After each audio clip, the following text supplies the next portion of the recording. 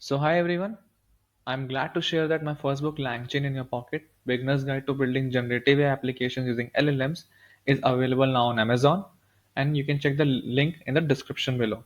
So basically, why do LLM hallucinate? So we need to first of all understand how LLM works. So they are able to predict the next token given the previously predicted tokens and the current input given by the user. Nothing else. They don't have brains. They don't have the sense of judgment.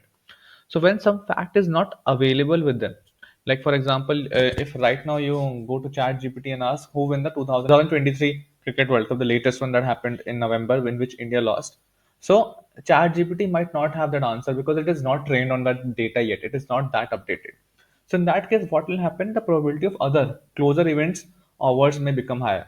So in such a case, chat gpt would be able to answer, okay, he might be giving you the winner of the 2019 World Cup or giving you the winner of T20 World Cup, but not the 2003 World Cup winner.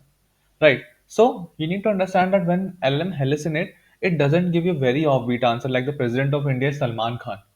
But if it doesn't have the name of the President of India, it will be giving you a former President of India name or a other political leader.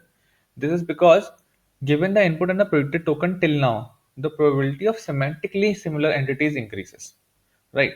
Now, why do LLM hallucinate? There are majorly two reasons. One is the like they don't have the data, they have limited contextual understanding. So rather than going with the understanding, they are going with the patterns that they have learned. Okay, so in that case, LLMs might hallucinate. And the other thing is like noisy data, incomplete data, or the data is having biases. In that case, LLMs hallucinate. So this is why LLM hallucinate, and how to avoid hallucinations, that you can check in my previous videos or in the book itself, where I've covered how you can use LM checker chain or summarization chain or even RAG for avoiding hallucinations. Thank you.